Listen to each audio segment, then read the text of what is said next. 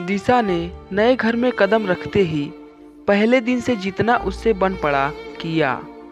वह राजेश की न सिर्फ पत्नी बनकर इस घर में आई थी, बल्कि बाकी रिश्तों को भी सहेजने में भी जी जान से लगी हुई थी। वह अपनी भाभी से भी तो शर्त लगाकर आई थी कि वह दिखाएगी कि बहू के दायित्व कैसे निभाए जाते हैं। इसके जवाब में भाभी ने बस सदा खुश रहने का आशीर्वाद दिया था। दिशा के ससुराल के सभी लोग सभ्य और संस्कारी थे।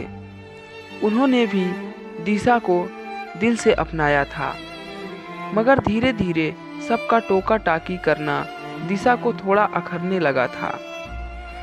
उसके पूरा दिन काम करने तथा सबको खुश करने की कोशिशों के बावजूद भी सराहना कम तथा सीख ज़्यादा मिलती। नए नए जोश में कुछ दिन तो वह सब करती रही, मगर अब वह थकने लगी थी।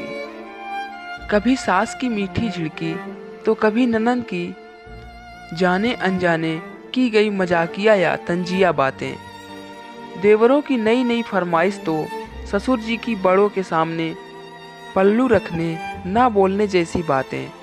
अब ये सब उसका दिल दुखाने लगा था। अपने लिए तो समय ही नहीं था उसके पास। उसे लगने लगा था, क्या मेरा जन्म बस इसीलिए हुआ है, काम करने और बातें सुनने के लिए। एकाएक उसके मस्तिष्क में भाभी की तस्वीर उभर आई थी। मैं भी तो उनको जो मन में आया बोल दिया करती थी। उनकी छोटी बड़ी गलतियों को पकड़ उन्हें सुनाती तो कभी माँ के पास जाकर शिकायत लगाती। एक बार भाभी ने समझाया भी था कि देखो धीरे धीरे सब सीख जाऊंगी, इतनी जल्दबाजी मत करो। पहले मैं सिर्फ रश्मि थी, अपने माता पिता की छोटी सी रश्मि, भाई बहनों की प्यारी स्कूल पढ़ने वाली। अब अचानक से मैं तुम्हारे भाई के लिए पत्नी, सास के लिए बहू, ससुर जी की आज्ञाकारी बेटी, देवरों की दोस्त, जेठ की छोटी बहन और तुम्हारी भाभी बन गई हूँ। मैं अपने को इस सब में ढाल लूँगी, मगर कुछ समय तो लगेगा ना। तब दिशा ने ही घमंड के साथ उनसे शर्त लगाई थी कि देखना, जब मैं बहू बनूंगी तो कैसे सबका दिल जीत लूँगी। मगर ये बातें कहने और सोचने में जितनी आसान थी, जब दिशा पर आकर पड़ी तब इनका दर्द महसूस किया। अपना सब कुछ कुर्बान करने के बाद भी वह सबकी अपेक्षाओं पर खरी नहीं उतर पा रही थी।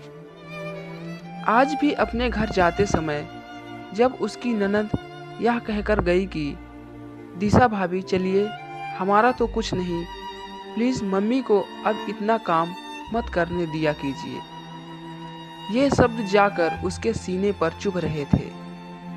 क्या इन्होंने देखा नहीं कि पूरा दिन मैं भी तो काम ही में लगी रहती हूँ?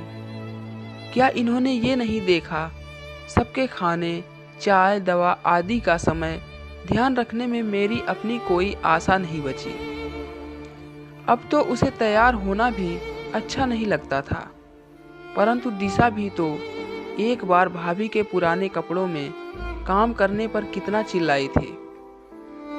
आप क्या दुनिया को ये दिखाना चाहती हैं कि हम आपको नए कपड़े सिलवा कर नहीं देते? सुबह सुबह तैयार हुआ कीजिए भाभी। मगर आज उसे खुद को रोज भारी भारी कपड़ों में रहना पड़ता। चूड़ियों से भरे हाथों से दिन भर काम करके कलाइयाँ दुख जाती। रोज मेकअप लगाने से चेहरे पर एलर्जी भी हो गई थी। इस बार जब वह घर पहुंची तो रश्मि के पैरों में गिरकर फूट फूट कर रोई।